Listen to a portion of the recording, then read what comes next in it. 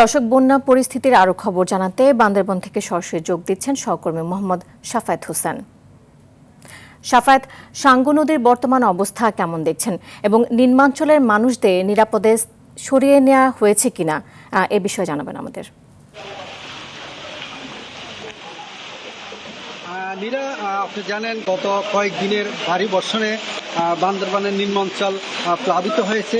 তবে গতকাল সকাল থেকে বৃষ্টি কম থাকার কারণে কিছু পানি কমতে শুরু করছে।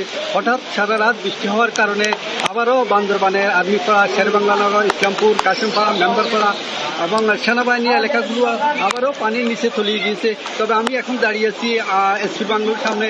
এসপি বাংলো আপনার পানির নিচে তলিয়ে গেছে। এছাড়াও আপনার জেলা জজ সাহেবের বাসভবন তলিয়ে গেছে, ডিসি সাহেবের বাসভবনের পানি কাছাকাছি আছে। পুরো শহরে আসলে পানির নিচে তলিয়ে গেছে। তবে বান্দরবানের সাথে সারা বাংলাদেশের সড়ক যোগাযোগ বিচ্ছিন্ন রয়েছে, কারণ বান্দরবান কেরানীর সড়কের পানির নিচে তলিয়ে যাওয়ার কারণে সারা দেশের সাথে বান্দরবানের সড়ক যোগাযোগ বিচ্ছিন্ন রয়েছে।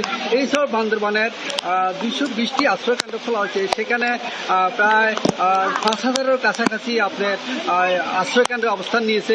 তবে জেলা প্রশাসন এবং সেনাবাহিনী আর বিভিন্ন সংগঠনের পক্ষ থেকে ত্রাণ সামগ্রী এবং শুকনো খাবারের ব্যবস্থা করা হয়েছে। এছাড়া বান্দরবানের বিভিন্ন জায়গায় আপনার পাহাড় ধসের ঘটনা ঘটছে।